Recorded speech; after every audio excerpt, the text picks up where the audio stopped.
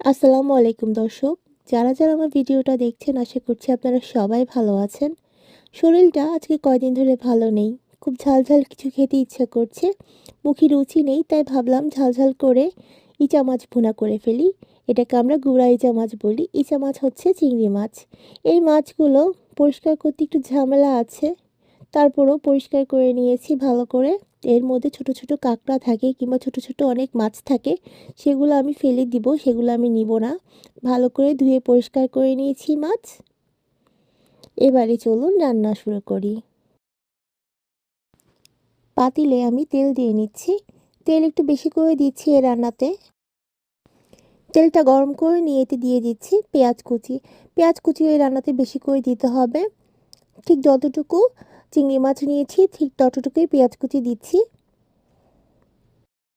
আমার এখানে 200 গ্রাম চিংড়ি মাছ নিয়েছি, তাই আমি এখানে 2 কাপ পেঁয়াজ কুচি দিয়ে দিয়েছি। পেঁয়াজটা একটু নরম করে নিয়ে এতে দিয়ে দিয়েছি রসুন বাটা এবং আদা বাটা। রসুন বাটাটা একটু বেশি পরিমাণ দিয়েছি, আদা বাটাটা একটু কম দিয়েছি। এবার দিয়ে দিচ্ছি গুঁড়া মশলা। গুঁড়া মশলায় দিয়েছি হলুদের গুঁড়া, মরিচের গুঁড়া, ধনিয়ার গুঁড়া, জিরার গুঁড়া এবং স্বাদমতো লবণ।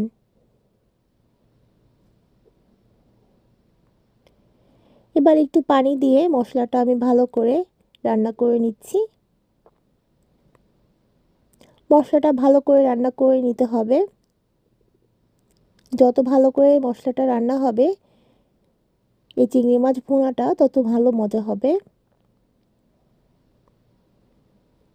মশলাটা ভালো করে রান্না হয়ে যখন একটু তেল বের হয়ে আসবে, এভাবে ভুনা হয়ে যাবে, তখন আমি এতে চিংড়ি মাছ দিয়ে দিব।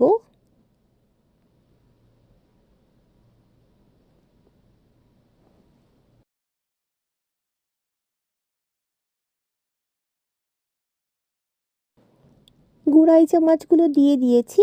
এবারে আমি এটা মশলার সাথে ভালো করে ভুনে নিচ্ছি।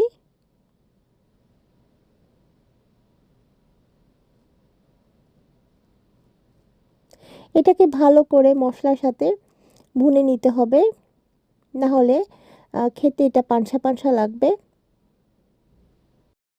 এবারেতে দিয়ে দিচ্ছি একটা স্পেশাল ইনগ্রিডিয়েন্টস, সেটা হচ্ছে রসুনের পাতা কুচি।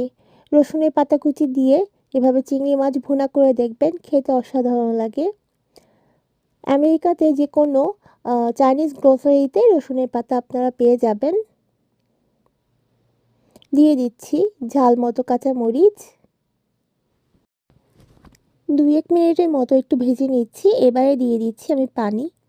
আমি এখানে 1 কাপ পানি দিয়ে দিচ্ছি। এই পানিটাতে চিংড়ি মাছটা রান্না হবে।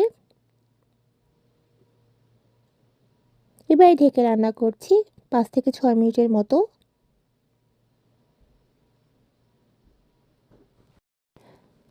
আমি 1 কাপের মতো পানি দিয়েছিলাম।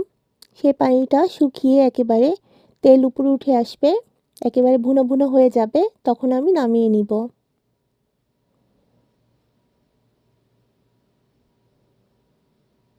ঝাল রসুনের পাতার ফ্লেভার সহ এই ইচা মাছের ভুনা খেতে খুবই মজা লাগে। গরম ভাতের সাথে এই চিংড়ি মাছের ভুনা হলে আর কিছুই লাগে না সাথে। এই দিয়ে অনেকখানি ভাত খেয়ে নেওয়া যায়। আশা করছি আপনাদের আমার রান্না ভালো লেগেছে। আজকে তাহলে এই পর্যন্তই। ভালো থাকবেন সবাই। আমি আপনাদের জন্য দোয়া করি। আপনারাও আমার জন্য দোয়া করবেন। আসসালামু আলাইকুম। আল্লাহ হাফেজ।